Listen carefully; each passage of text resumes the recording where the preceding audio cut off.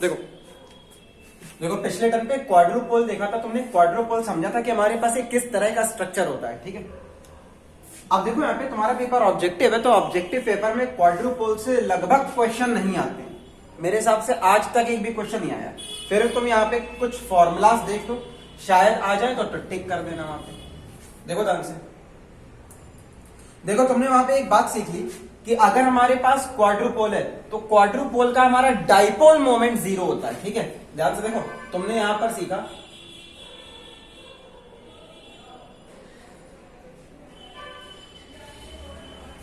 Dipole moment of quadrupole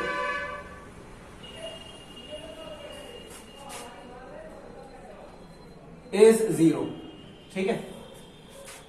लेकिन हमारे पास quadrupole का क्वाड्रुपोल मोमेंट होता है। देखो ध्यान से, जैसे हमारे पास डाइपोल होता है, डाइपोल का डाइपोल मोमेंट, वैसे ही हमारे पास क्वाड्रुपोल का क्वाड्रुपोल मोमेंट होता है। हमेशा ध्यान रखना, क्वाड्रुपोल का हमारा डाइपोल मोमेंट 0 होगा, लेकिन क्वाड्रुपोल का क्वाड्रुपोल मोमेंट कभी 0 नहीं होता। वो जरा देखते हैं हमारे पास क्या आता है, ठीक है। देखो ध्यान से, तो अब यहां पर हमारे पास आता है क्वाड्रुपोल मोमेंट ऑफ क्वाड्रुपोल।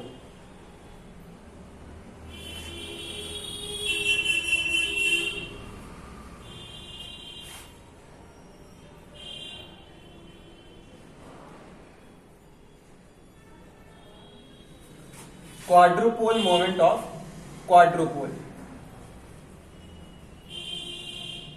देखो ध्यान से, अब यहां पर हमारे पास इसका फॉर्मूला निकल करके आता है 2q इंटू एल स्क्वायर। ये हमारे पास फॉर्मूला होता है क्वाड्रुपोल का। जैसे देखो तुमने डाइपोल मोमेंट पढ़ा था, डाइपोल मोमेंट होता है हमारे पास 2q इंटू एल, वैसे हमारे पास क्वाड्रुपोल मोमेंट आता है 2q इंटू एल स्क्वायर। बोलो इतनी बात समझ आई कि नहीं आती?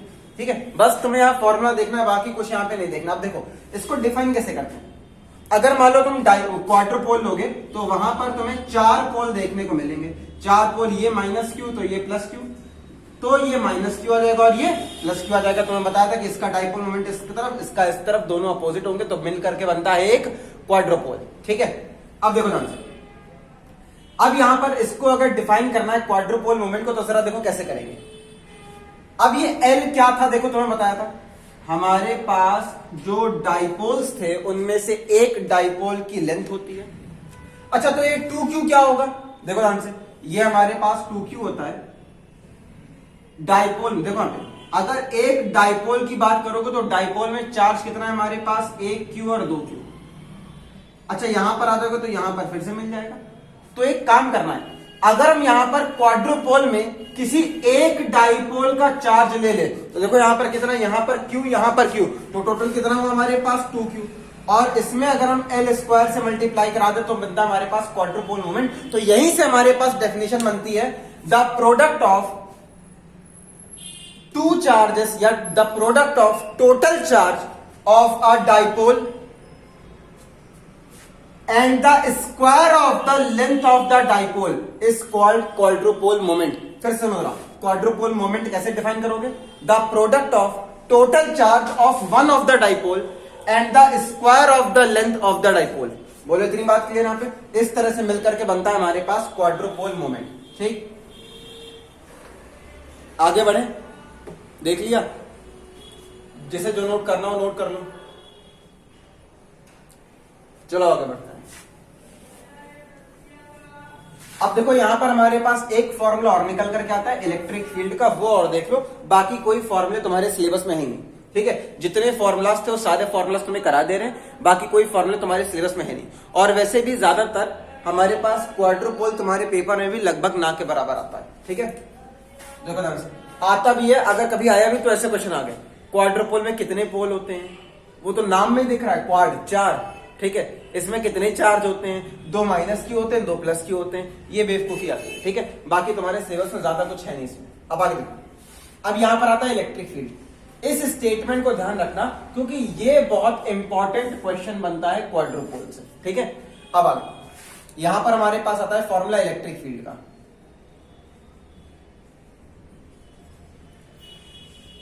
Electric field due to a quadrupole. देखो जब तुम्हारा पेपर सब्जेक्टिव होता था तो हमने जितनी बातें बताई अभी क्वाड्रुपोल के बारे में, वो सारी बेसिक बातें तो होती थी, ठीक है, वो बेसिक जानना तो जरूरी है। बस एक चीज और ऐड होती थी, ये इलेक्ट्रिक फील्ड का डेरिवेशन, ठीक है, केवल ये एक्स्ट्रा आता था इलेक्ट्रिक फील्ड का डेरिवेशन। अब बस तुम्हें यहाँ डेरिवेशन नहीं देखना, तुम्हें केवल फॉर्मूले से मतलब है। और ध्यान रखना, जब भी पेपर हमारे पास बनता था इसका इलेक्ट्रोमैग्नेटिक्स का, तो अगर हमारे पास इलेक्ट्रिक फील्ड का डेरिवेशन आता था एग्जाम में, तो वो समझ लो उस समय बहुत कठिन पेपर माना जाता था, क्योंकि इसका डेरिवेशन एक बड़ा सा प्रोसेस है करना। तो यहां पर तुम्हें केवल फॉर्मूला देखना है, और वो फॉर्मूला भी कभी भी एग्जाम में लगभग पूछा नहीं जाता, क्योंकि तुम्हारे सिलेबस में है। लेकिन ऐसा है कि जो क्वाड्रुपोल है, क्वाड्रुपोल बाकी यूनिवर्सिटीज के सिलेबस में नहीं है। बहुत कम गिनी चुनी यूनिवर्सिटीज हैं जिन्होंने अपनी किताबों में इस क्वाड्रुपोल को डाला है, तो लगभग इसके क्वेश्चंस नहीं पूछे जाते हैं, ठीक है। देखो ध्यान से, ये तुम्हें हर बार एमएससी में मिलेगा। अब आगे देखो, अब यहां पर हमारे पास इलेक्ट्रिक फील्ड का फॉर्मूला बनता है 1/4πε0 3Q L² की पावर 4, ठीक है। ये हमारे पास इलेक्ट्रिक फील्ड का फॉर्मूला आता है, इसको तुम्हें एज इट इज याद रख लेना है। अब आगे जरा देखो, इसको हम और भी अलग अलग फॉर्म में कन्वर्ट कर सकते हैं। देखो यहाँ पे तुम्हें कुछ जानी पहचानी शक्ल दिख रही होगी, Q×L²। तुम अभी अभी देख के आए हो कि हमारे पास QM क्या है, क्वाड्रुपोल मोमेंट। क्वाड्रुपोल मोमेंट होता है हमारे पास 2QL², ये होता है कि नहीं होता है। तो अब एक काम कर दें, अगर हम यहां पर Q और L² के साथ 2 लेके आ गए, तो सोचो बात बन सकती है कि नहीं बन सकती है। तो यहां पर बस हमें 2 लेकर के आना है, और हम उसके जगह क्या लगा देंगे, क्वाड्रुपोल मोमेंट लगा देंगे, और हमारे पास फॉर्मूला निकल करके आएगा। देखो जरा इसमें क्या कर सकते हैं, इसमें हम 2 का मल्टीप्लाई डिवाइड करवा देते हैं। ये 3 दिख रहा है, 3 को यहां लेके आए तो हमारे पास रिजल्ट आ गया 3/4πε0। देखो 2 का मल्टीप्लाई करा दिया, और यहां पर हमने 2 से डिवाइड करा दिया। बोलो इतनी बात क्लियर है। अब ये जरा देखो 2Q×L², ये हो गया हमारा क्वाड्रुपोल मोमेंट। तो बस अब इसकी जगह क्वाड्रुपोल मोमेंट लिखना, और हमारे पास फाइनल आंसर निकल करके आता है। तो देखो हमारे पास यहां पर आ गया 1/4πε0।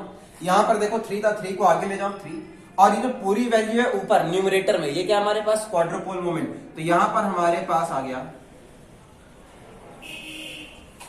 क्वाड्रुपोल मोमेंट, ठीक है। और यहां पर जरा देखो नीचे हमारे पास है 2 × r की पावर 4। ये हमारे पास एक और फॉर्मूला निकल करके आता है इलेक्ट्रिक फील्ड का, ठीक है। इतना देख लो, फिर आगे बढ़ते हैं। हो गया, हटा दें इसको। देख, बस तुम्हें ये फॉर्मूलाज देखने थे, ये तुम्हारे इलेक्ट्रिक फील्ड के सारे फॉर्मूलाज आ गए।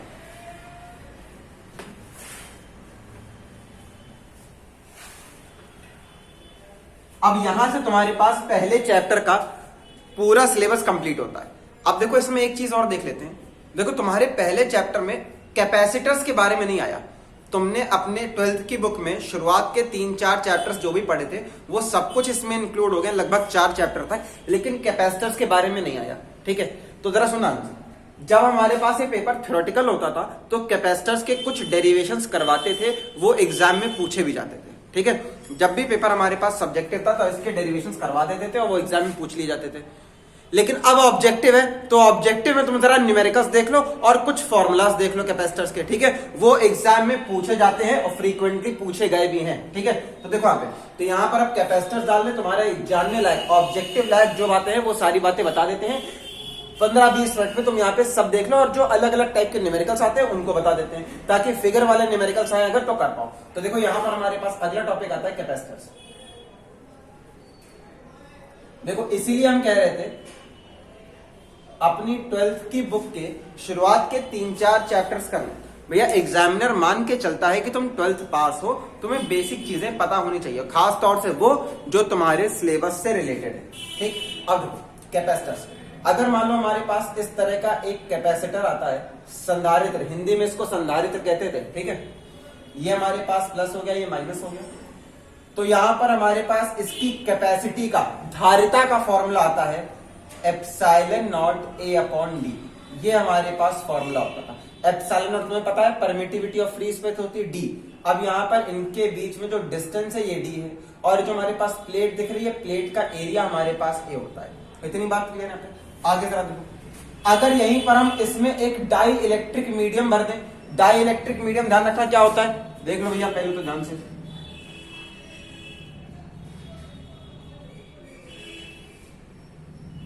देखो ये होता है हमारे पास डाइलेक्ट्रिक मीडियम। डाइलेक्ट्रिक मीडियम को हिंदी में कहते हैं परावैद्युत पदार्थ।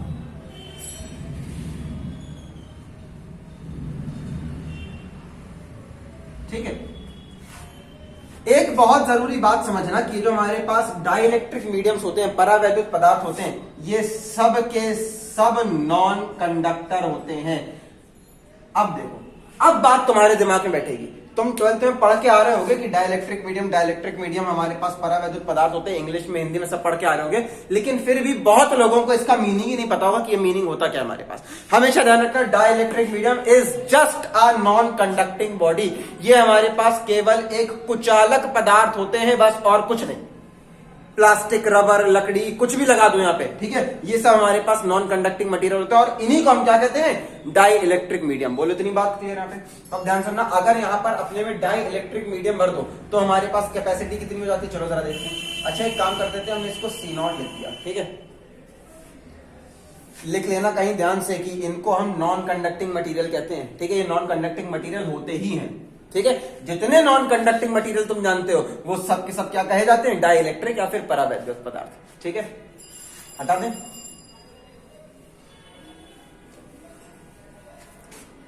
तो देखो अब यहां पर हमारे पास एक स्टेटमेंट आता है कि अगर हम यहां पर अपनी प्लेटों के बीच में कोई डाई इलेक्ट्रिक मीडियम भर दें, तो यहां पर आ गया हमारे पास इफ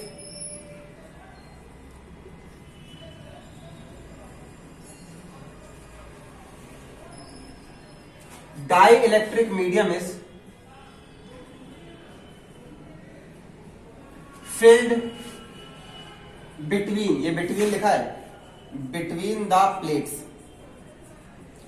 ठीक है, अगर हमारे पास डाइलेक्ट्रिक मीडियम फिल हो गया तो अब यहां पे देखना, तो